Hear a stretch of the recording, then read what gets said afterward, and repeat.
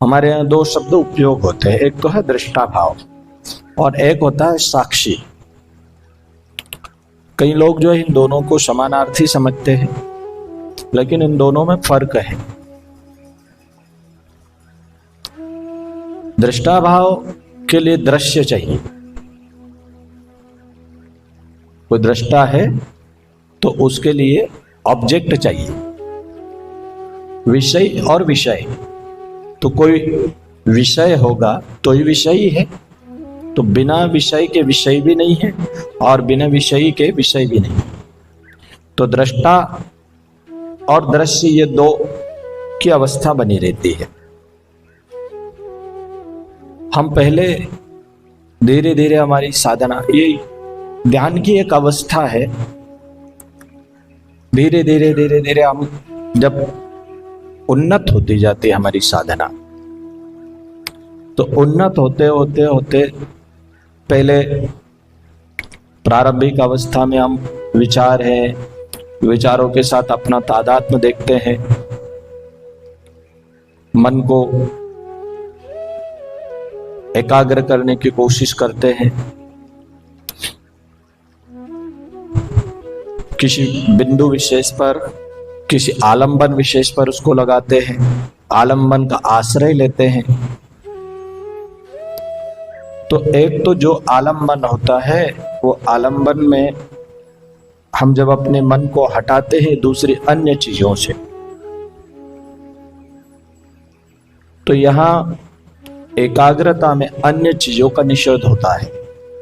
लेकिन दृष्टा भाव में फिर किसी चीज का निषेध नहीं होता है। धीरे धीरे धीरे हमारे भीतर स्थिरता, मन ऐसी स्थिर अवस्था पे आ जाता है कि चीजें आती है, जाती है, चलती रहती है, उनके भीतर संघर्ष समाप्त हो जाता है।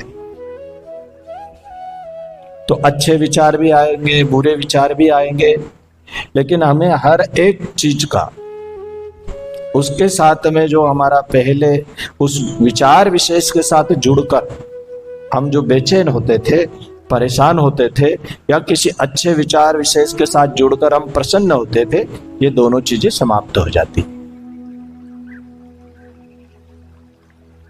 यहां हमारी साधना अब अच्छी स्थिति पर आई। अब जो है साधना में धीरे धीरे कहें तो साधना सफलता की ओर अग्रसर हो गई, या यूं कहें कि यहीं से ध्यान का आरंभ होता है।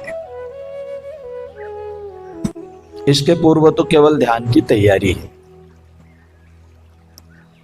तीसरी अवस्था फिर साक्षी की है। तो साक्षी में जो है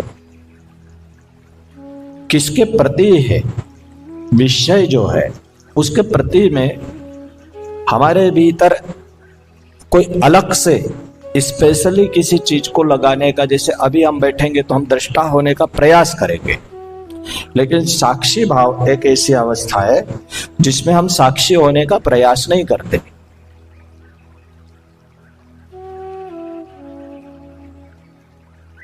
अभी हम बैठेंगे तो हम अपने मन के प्रति धीरे धीरे चीजें आ रही है, जा रही है, उनमें दृष्टा भाव रहेगा, मैं पता रहेगा, मैं देख रहा हूं। तो इसमें पीछे कोई है ऑब्जर्वर जो ऑब्जर्व कर रहा है, दृश्य और दृष्टा। लेकिन साक्षी की अवस्था में कोई ऑब्जर्वर भी नहीं है, बस चीजें ऑब्जर्व हो रही है, पर उसमें ऑब्जर्वर का अभाव हो जाता है।